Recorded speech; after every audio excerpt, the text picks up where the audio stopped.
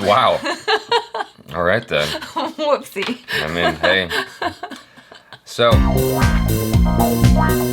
we're looking at Honest Trailer's Birds of Prey. This is from Screen Junkies. Thank you, Screen Junkies, for allowing us to react to this. Very, very much appreciated. This was one that I just had to do because, much to my dismay, I did not love this movie. It was just, yeah, I was... You had some issues with it. Yeah, I did. Yeah. I'm not gonna dive into all that yet. I want to see what they have to say first, and then we'll, piggyback on... Then we'll start the roast. Any conversation, anything they bring up, and we'll talk about those things. Are you stuck indoors like the rest of us, wondering how you can help? Click the. I thought this was going to be about constipation. I had no idea that this was about... To health workers responding to coronavirus. Okay. Please do your part and give what you can. I mean, the name makes sense now that in context, but I thought direct relief. In a world where Warner Brothers wishes Jared Leto never existed. In fact, where all of Suicide Squad was a lie. Forget it ever happened. The one part you liked about the film has been plucked from an early grave and given her own squad. Just don't let her do the tattoos this time. You spelled the tattoo wrong? I was writing a word and I spelled it wrong.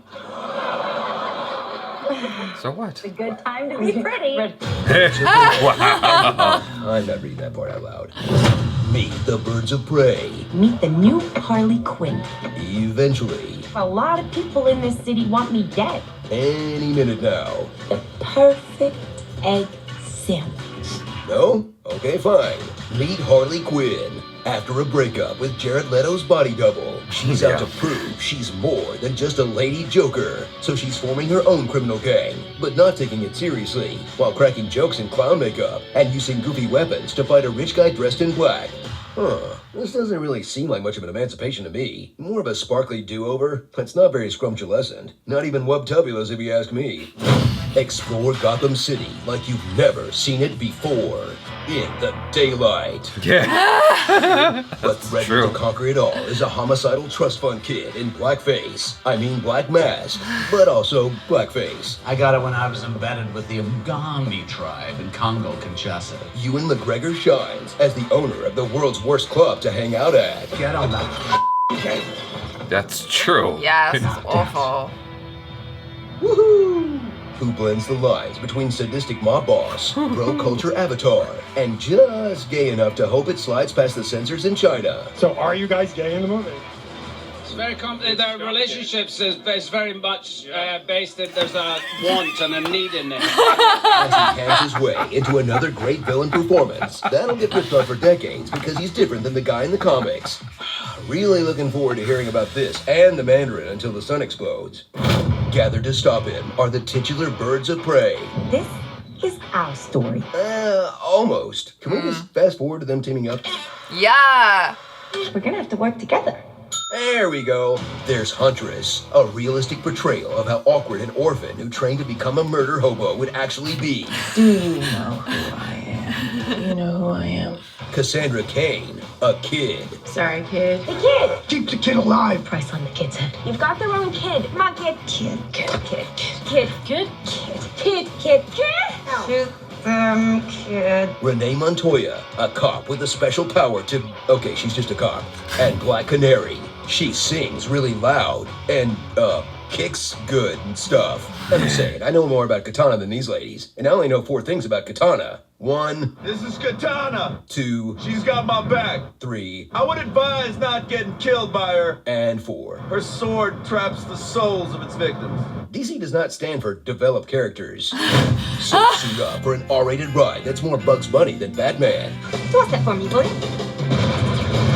But combines a great cast with awesome fight sequences to make this Hot Topic version of Beyonce's Lemonade. Hot Topic version. Like your inner teenager, but since it's rated R for no good reason, went unseen by actual teenagers. Guess you couldn't tell the story right without turning that guy's leg into spaghetti. Yeah, exactly. It didn't need to be R. Starring Dr. Quinn, offer medicine woman. Hello, my name is Renee Montoya. You stole my promotion. Prepare to die. Sonic Boom. Sonic Ramona Glowers. Diamond Digest forever. Scar tissue that I'll make you saw. The hottest nightclub in Gotham is the Black Mass Club. This place has everything. Broken legs, sad lounge singers, a single narrow room with no dance floor, and the scared Erica. It's that thing where your name is Erica, and the creepy owner of the club makes you get on a table and dance to no music. Always DA Maybe, Dr. Marvin Candle, Joe Exotic 2020. Oh my God. And Jared Leto. You don't know who that is? Oh, sounds like a dick. Insane Clowns Posse. That is why you should never partake in paying federal income taxes. Whoa, Harley doesn't pay taxes and voted for Bernie? Now that's some Joker stuff. They made some Yeah. good points. My favorite part of this whole thing was the cut together of when they talk about the gay innuendo of the relationship with Ewan McGregor and his sidekick, whatever. Yeah. They cut to the interview and he's like, "Blah, blah, blah, blah." Yeah. Their relationships is very much based in. There's a. He's trying to like. The thing about it is English, not English, but like British and people in general tend to like. We're pretty stuttery, you know, mumbly, stutter like, and mumble through yeah, their yeah, thoughts yeah. anyhow. So it's not really a dig against him, like struggling to necessarily find anything. It's just what Brits do in general. Like you do it all the time. Yeah. Nevertheless, when you cut it together like that, it does feel like he's trying to avoid saying something outright.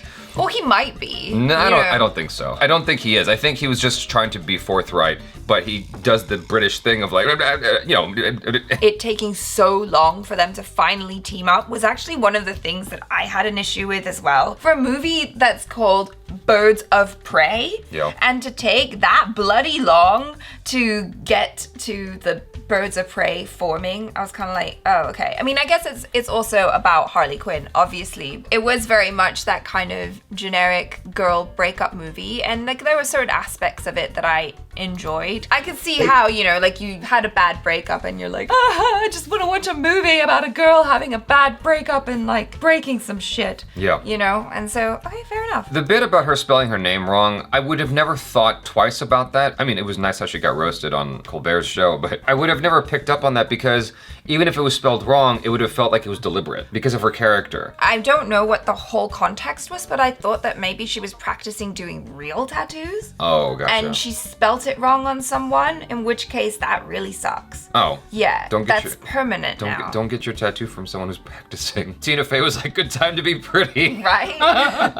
That's why, because like, okay, you want to be mad at her, she spelled something wrong, and that's permanently on your body now. But you can forever say that you got your tattoo from Harley Quinn. So. Yeah, from Margot Robbie. Yeah. So I guess there's a good story there. But I'm always like fearful about anyone who gets words tattooed, especially if they're in a foreign language. I've been that person who's seen someone have their name tattooed in Thai, gone up to them and been like, yeah, they didn't translate your name properly, Right. just so you know. Birds of Prey wasn't a favorite film of mine by any stretch, but I did really like Ewan McGregor's performance for the most part. I thought he was actually one of the best DC villains to have come out in a while. That was one of the saving graces of the film, or one of the silver linings for me in watching it, was that I just enjoyed his performance. I enjoyed what he brought to it, even though I thought the film was mostly trash, honestly. I thought he was awesome. They mentioned the fight scenes in this, and I talked about that in my review. Like, I thought that the fight scenes had a lot of potential, but they were sorely lacking in one basic thing, which was eye contact. It felt like it was more just of a practice, a dance, of like a rehearsal. It looked like choreography. As opposed to it feeling like a fight scene. Like earlier today, we watched the Extraction trailer,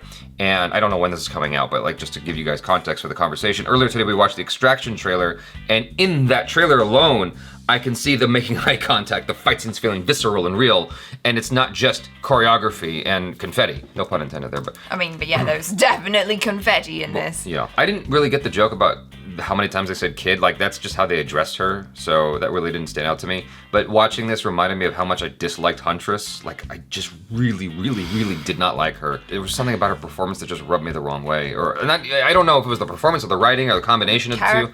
The character, like, something about it just did not sit well with me. Like, the movie just didn't do it for me. And then Black Canary, her power, like, way to hold on to that for a really long time. Right. Like, why don't you just use it? And then she uses it and then she passes out. It's kind of useless. But I like that joke about DC does not stand for developed characters. I was like, damn. Well, they developed the bad guy in this. Like I said, like they spent a lot of time on him. The assembly of the Birds of Prey, that didn't really bother me like it bothered other people, like it bothered you. Yeah. Like it didn't really bother me that it came so late in the film. everything else about the movie bothered me. Like, I'm fine with that being assembled nearer to the end of the film. It would have been nicer if they assembled earlier. I mean, that would have probably given the film a little bit more focus, because it did feel all over the place. If you look at the cartoon of Harley Quinn or the comic books, as far as I can tell, she is all over the place. It's almost like she's got ADHD and cocaine combined, right? Yeah, she's not right in the head. No, I was actually fine with the directionlessness of the film. That's okay by me because that's Harley Quinn. It's just that the execution of it really bugged me. I don't want to get into it again, but I liked what they had to say here. I wish they actually went deeper, is my only complaint. Like, I felt like... Much like the movie. Yeah, I felt like this is a film that Honest Trailers or Screen Junkies could have really gone deep on, and they hit a few good points, and they left it at that. But I feel like this could have been either longer or even more refined, like the movie, like you just said. You know, they could have really gone to town on this film. In any case, that was an interesting... So, you guys, thanks so much for hanging out with us. Check out ACHARA KIRK on the social media, as well as the jabs if you feel like, you know, seeing my goofy photos of picking up people or videos, the same deal. Picking up random people. That's just what I do, apparently. So, subscribe if you haven't already. Hit that bell icon to get notified every time we drop another video. I'm Jaby Koay. This is ACHARA KIRK. Peace out.